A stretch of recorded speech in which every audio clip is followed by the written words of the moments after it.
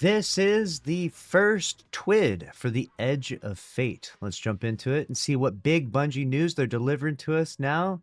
We got the Edge of Fate is live. On Tuesday, we launched the Edge of Fate with actually no hiccups. There was not the usual error code insanity, the Bungie servers having a complete meltdown, which was nice, but it was met with a very lukewarm reception in terms of population. Like we mentioned before, didn't make 100,000 on launch day, which was pretty rough.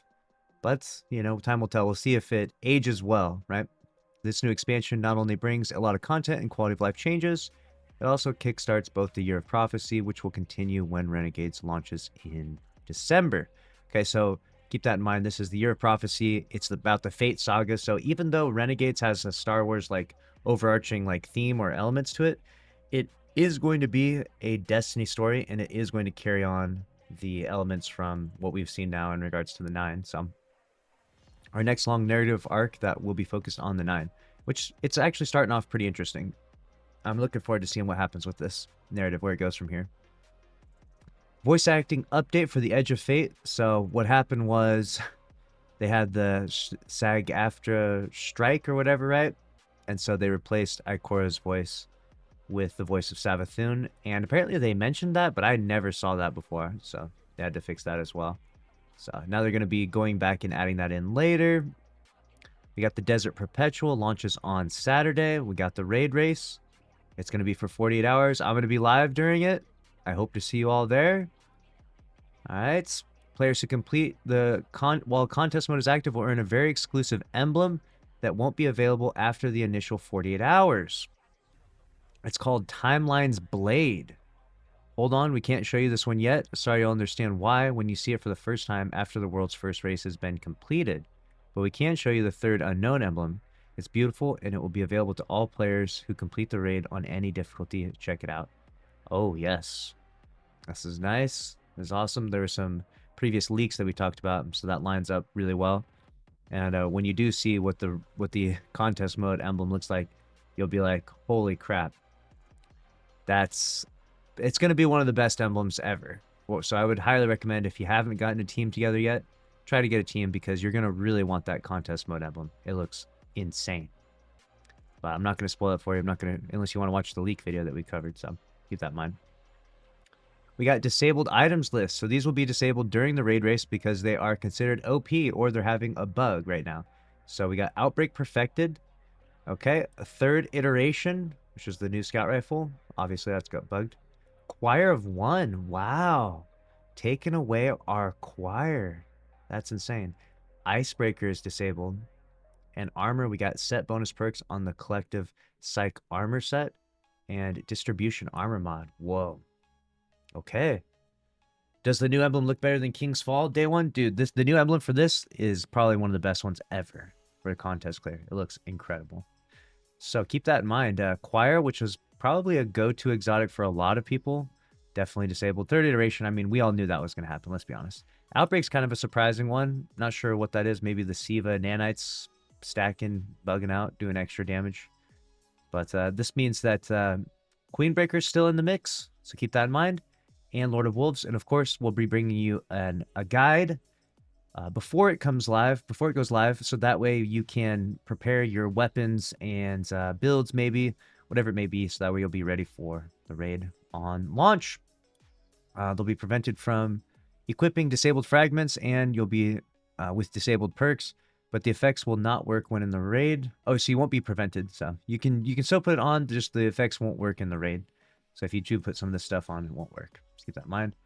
And we got World's First Race info in July 7th. We mentioned that completing the Edge of Fate campaign in Legend difficulty will get you ready for the raid. That remains true, as the required power level to participate in the Desert Perpetual is 100. Of course, you can finish the campaign in regular difficulty and grind to get that number. It's your choice. So they said this because it's a little bit misleading what they're doing here. Usually you complete the legendary campaign and they kind of give you a full armor set of all the drops necessary to level you up. And so when you completed it and you didn't get that full set, everyone was like, what is going on here? What's happening? And so it was a bit confusing, but now they're covering that you basically got to 100 along the way as well, but now they mentioned that, it is 100. So no armor drops were meant to drop as usual. So now we got here. If you don't want to miss the action, we're once again partnering with many creators. World's first race, stream schedule, perfect. All right, so many people will be streaming it. Don't worry about watching them though. Watch me. I'm kidding. I will be live during the whole thing. This will be my how many raid races have we done at this point now? We've done every raid since the beginning. So we continue on. The Power Hughes emblem was initially for partnered streamers during the world's first raid race, but we have now made this emblem available to anyone streaming Destiny 2 on July 19th from 6 a.m. to 6 p.m. Pacific time. There it is. So you can get this emblem. All right, you don't have to be partnered streamers, but we have made it for everyone. So they were trying to make it so that way you would only get this emblem if you were partnered, either partnered on Twitch or a Bungie creator. Damn, that would piss some people off for sure. That would be a really scummy thing to do. That's a good thing they didn't do that. After the world's first race, gift a sub to any eligible Twitch channel in Destiny 2 category streaming the Desert Perpetual raid from July 19th to July 29th, 10 a.m. Pacific time to receive the Golden Relief emblem. So there it is. You'll have 10 days to gift a sub, and you'll get this emblem as well. So make sure you come by the stream. Again, we'll be live. We're looking forward to it. And we'll be running the stream throughout the week, so that way you'll be able to come by at any time, no matter what your time zone is. If you come by during this 10-day period, you should be able to gift a sub and collect your emblem there for the Golden Relief one. We got Get Your Raid rewards. Players who complete the raid will also have a chance to buy some new Bungie rewards. So you got the jacket, you got this like bag, it's like a fanny pack. You got this pin, looks great. All right, we got Brief 003. All right, Guardian Operative. Dispatch contains restricted information for select fire teams and will purge its data upon closure. All right, this guy. This guy and his poisoned ether. All right, Unknown Fungal Symbiosis. Got you. This is the guy that we fought in the campaign. I thought he was kind of interesting. I didn't hate him by any means. We got Season Reclamation has started, okay? The Edge of Fate marks the start of a new era for Destiny 2, with many changes that work as the foundation for the future of the game. Even familiar names like Seasons are getting many adjustments. So let's talk about what Season Reclamation will bring to the table. To start with the proper context, a reminder of some key dates for the Year of Prophecy. On July 15th, the Edge of Fate launched and Season Reclamation started. The Ash and Iron Major Update drops on September 9th. Oh, this is great. We have to write this down for a schedule. On December 2nd, Renegades launches and Season Lawless begins. December 2nd, nice. So it's going to be, that's the Star Wars theme, Lawless. The Shadow and Order Major Update drops on March 3rd. Nice. Very cool. At the start of Season Reclamation, we introduced Solo Ops, a brand new activity playlist that takes place on destinations throughout the Sol system, including Kepler, that will reward new gear and powerful rewards. The portal will have its own new gear to be earned right as you jump into the expansion. Crucible Ops and Fireteam Ops will offer new armor sets and gear, with a sizable amount of returning activities, customizable difficulty, and new modifiers. Season Reclamation and future seasons will feature a calendar of contest releases featuring additional activities opening in the portal, as well as new and returning events. These events have exclusive gear and rewards, including Holofall weapons. Here's the next 3 events and their dates, plus what's coming to the portal in the upcoming weeks. July 15th, portal launch and shooting range. July 22nd, Onslaught, Midtown and Onslaught, Widow's Court arrive in Fireteam Ops.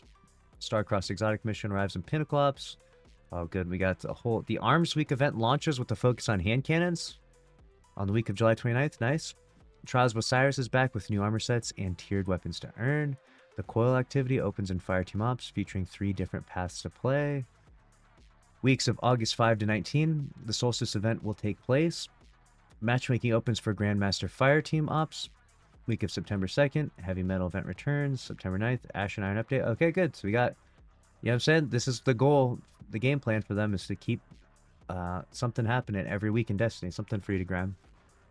Throughout the season, there will be booster weeks where a gameplay or progression buff will be active in the portal.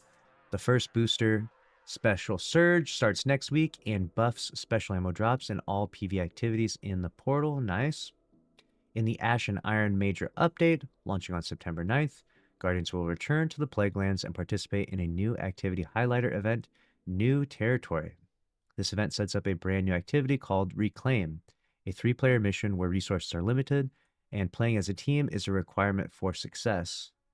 Interesting. The portal will expand with additional activities, customization options, new weapons and armor, and the new ultimate difficulty level accessible across all of Solo, Fireteam, and Pinnacle Ops.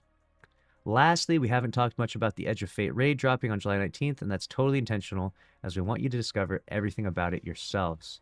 Just know that we will share our plans for the Epic raid, which will add new content and rewards after Ash and Iron launches when the time is right. So it'll be after September that we'll get the Epic version of the raid. Very interesting. New Bungie rewards to celebrate. All right. Oh, we got a new emblem. For every purchase on the Bungie store during the Edge of Fate, receive the Destiny 2 emblem. Nice. We'll be giving away a bunch of these. For sure, for sure. Very cool looking emblem there. Buy the soundtrack. And you get this emblem when you buy the soundtrack. Nice. Bungie Day campaign update. Nice. We've been... they've raised over 750,000. We have our own campaign involved in this. We raised 1,000 as our community. We've contributed to it, which is awesome. Your support in action. All right, very cool. Good stuff. Always good to nice to support a good cause there. We got the player support report. PvP comp playlist is bugged right now, so you're matching people of much higher ranks. So skill-based matchmaking got turned off for a bit. And they got the timeline for future updates. We did a full video on this talking about all the bugs that they're working on fixing. And ammo economy feedback. So they've been talking a lot about the special ammo bricks and heavy ammo bricks and how little they give you. And so now they're giving just saying insight on how to find more ammo and how to get more ammo there as well, which is good. We're investigating a few weapons that are receiving less than intended, right? These are area denial GLs, rocket, sidearms, bipod rocket launchers, all right? Known issues list. Hit markers are not functioning as intended. That's a big bug. I heard about that. We got, due to an issue, conquest activities have been disabled. Matter Spark is causing visual flickering. Yep. And Vex Myth, the class rate of fire is incorrect. Yeah, we got a whole bunch of bugs. And we'll be covering all of those here as well, because it's a good amount with Edge of Fate. It usually happens, though, right? The new expansion launches, and somehow Bungie Spaghetti Code fixes a couple things and breaks 100 more. But that's it for the TWID. All right, big stuff. The big highlights are the raid launch. Looks good. Looking forward to that. Make sure you come by the stream, and we'll clear the raid in contest, and maybe even be carrying people through. Depends on how hard it is. If it's like moderately hard, then we might be able to take some people through. But if it's like really, really brutally hard, then, you know, probably only clear it once, maybe twice at most. So that's a wrap on this week's TWID. I'll see you in the next one. Later.